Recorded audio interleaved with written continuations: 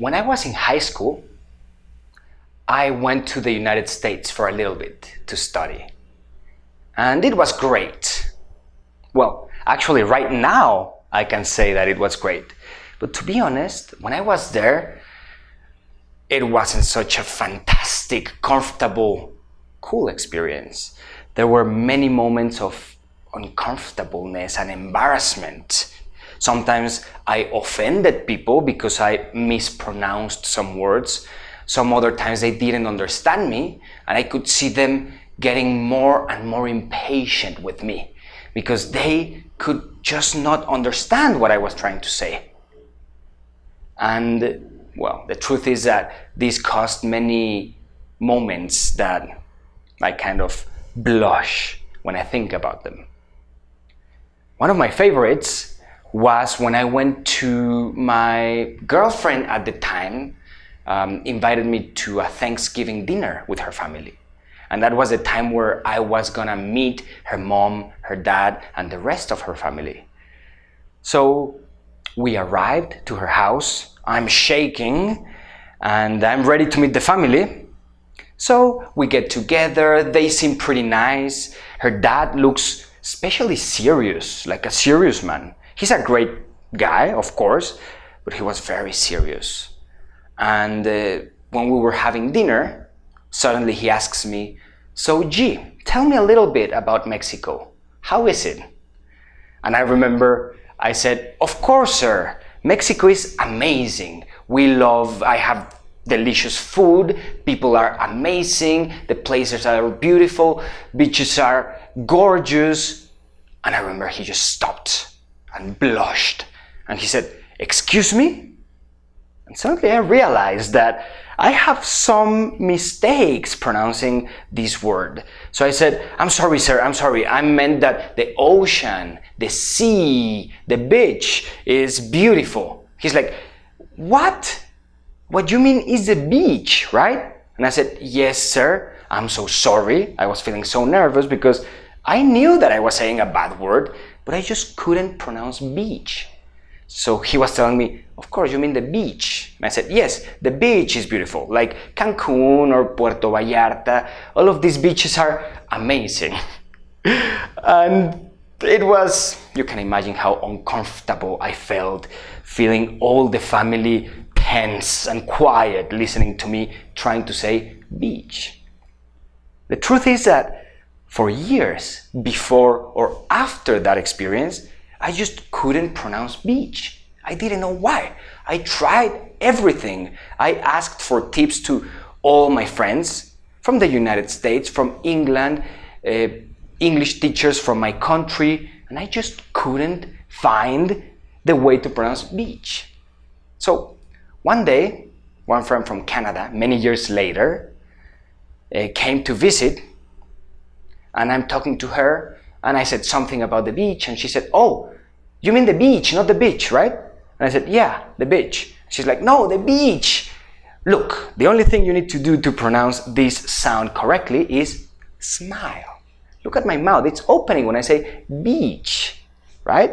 Also, can you hear how the sound is pronounced here and not here? B, not B, B. That's it. Finally, the sound is kind of more musical. It goes and comes. I'm not saying beach, but beach. Do you get it?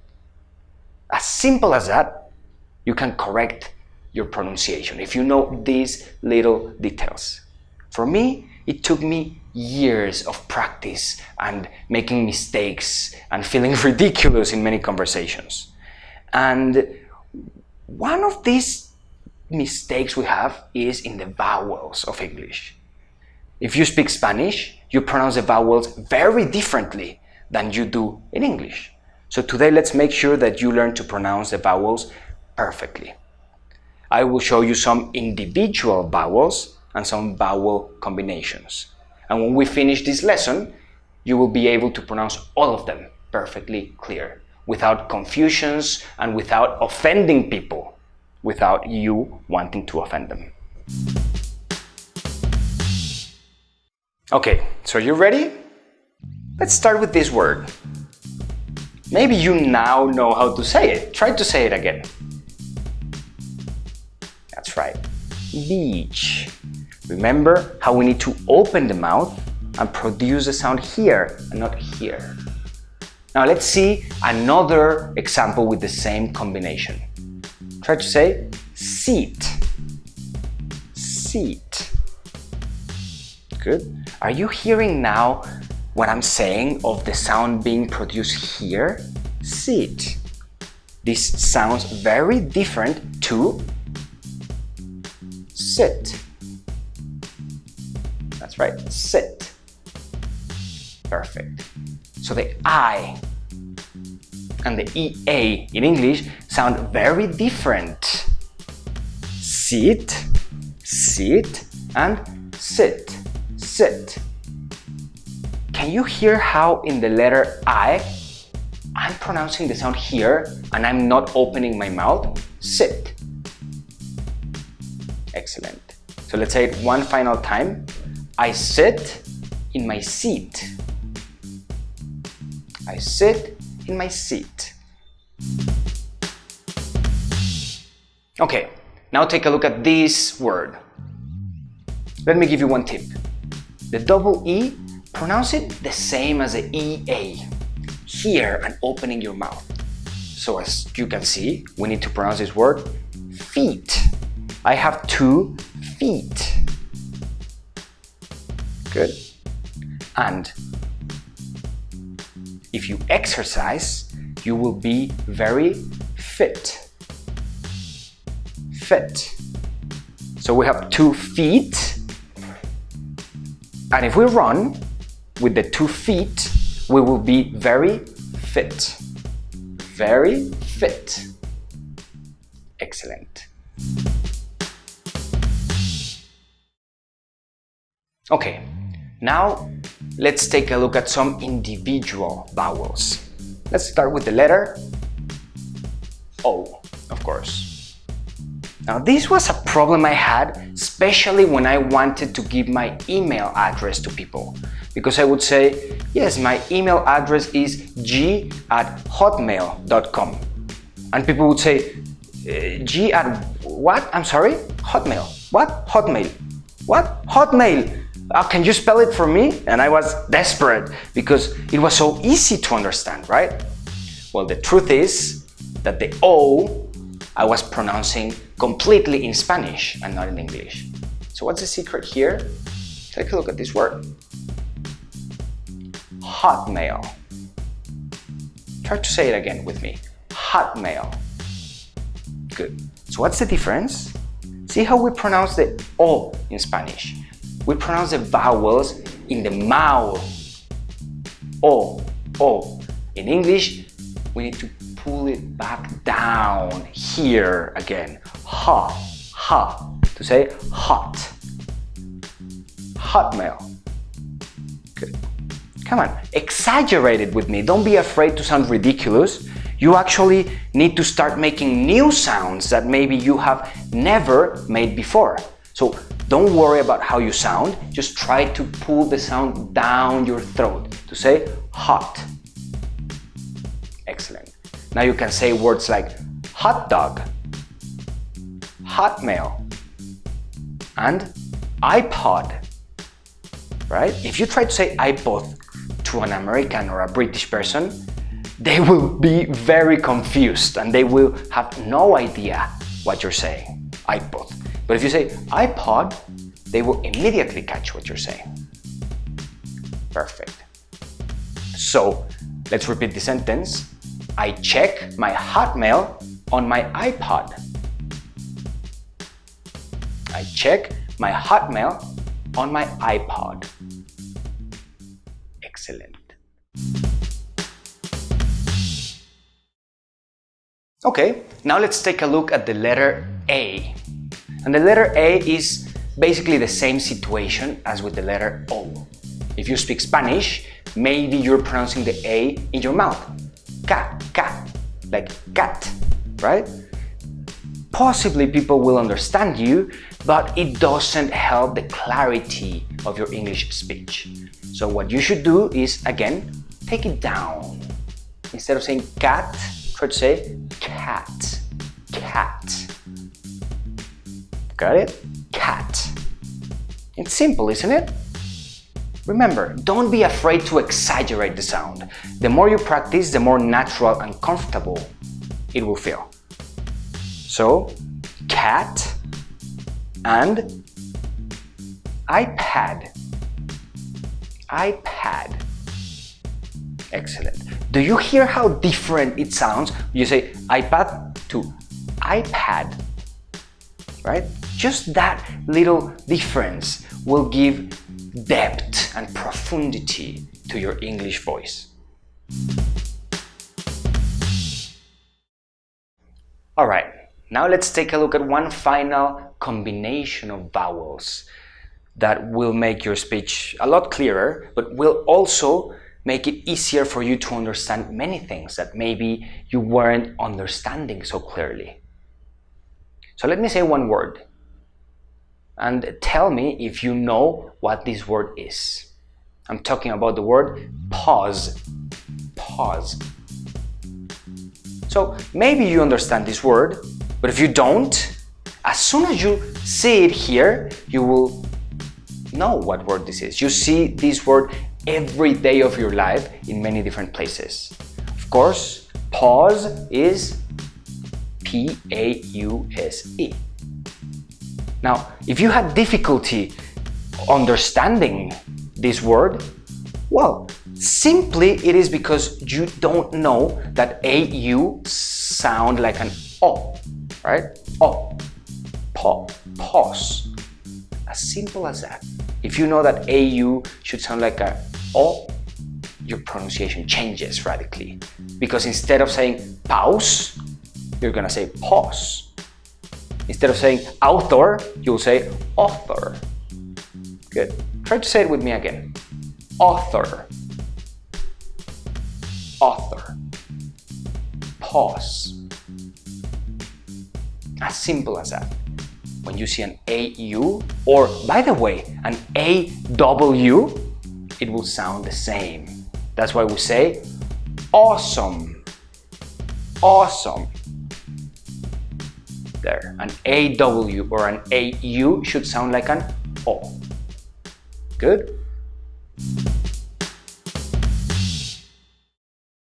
So now you know how to pronounce the letter O, the letter I, the letter A, the EA, the EE, and the AU and AW. This will really change the way you sound in English. So now let's practice a little bit. Let me show you some sentences that you can repeat to make this easy and natural. You ready? So repeat with me. Todd loves hot dogs. Again. Todd loves hot dogs. Todd. Scott loves hot dogs too. Scott. Excellent. Okay, now try to read this. You go first. Right? Cats don't like baths, nor bats. Right? Cats don't like baths, nor bats. Good. Now, are you also recognizing the TH and the T sound from the last lesson? Bath and bat. That should be very clear for you now. So let's say it one more time. Cats don't like baths, nor bats. Excellent. Okay, now let's try this one. Chips are cheap if you sit at the beach. That's a little bit more difficult, isn't it? Let's say it again. Chips are cheap if you sit at the beach. You got it? Good. When you can say these sentences, again, try to say them a little bit faster, remember. Chips are cheap if you sit at the beach. Now let's work with one more. Okay, take a look at this sentence. Try to say it.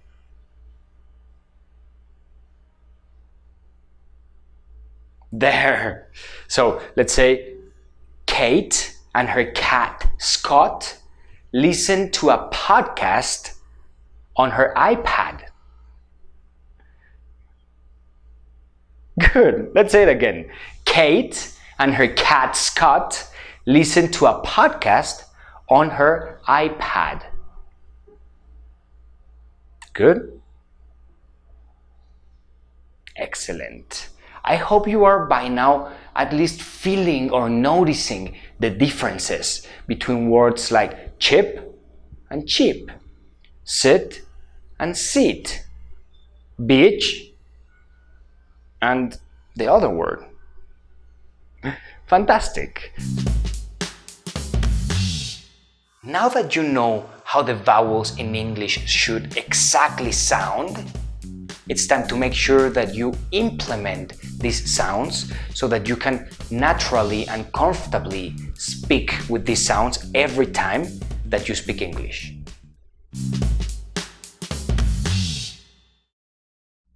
So, first of all, you should download the PDF file that you will find on the website to have a list of these words and some more example sentences that you can use for your pronunciation practices. Then identify the most important 2 vowels or vowel combinations that you feel you should focus on, improve, and practice. And practice them in your practice time. For example, for me, it would be the words seat and sit. So I would be in my car saying sit, sit, sit, sit, sit, sit, sit, sit, sit, sit, sit, sit. I sit on my seat. I sit on my seat. I sit on my seat. I sit on my seat. You see? Try to feel the rhythm as you're doing these practices. Before we close the session for today, I would like to introduce you to a tool that you will be using to check yourself and to test your pronunciation. I'm talking about speech-to-text software or dictation software. And these are simply programs or applications for your computer or your smartphone where you can speak and the software will automatically type whatever you're saying. Now, this is a great tool for us because once you're ready with your sounds, once you practice your consonants and your vowels, what you should do is open this software or this application and speak your example sentences. If the software understands you and types exactly what you're saying, congratulations, you implemented this pronunciation correctly. However, if the software is having trouble understanding some of the words you're saying, that's also great news because that's giving you feedback. You should write those words that the software is having difficulty understanding you and watch the lessons again and keep practicing your sounds. When you're ready, try again until the software can perfectly recognize the words and the sounds that you're making. Excellent. By the way, in the PDF file that you will download, you'll find some examples or some options of software for your smartphones and your computer that you can download to practice your pronunciation. Great. So now you know all the important sounds in English that you should learn to make correctly in order for people to understand perfectly what you're saying every time you speak English. So keep practicing your consonants and your vowels until they feel natural and easy. If you want, you can record yourself right now speaking whatever you want in English, just a minute speaking about yourself or your job, and save it in your cell phone or in your computer.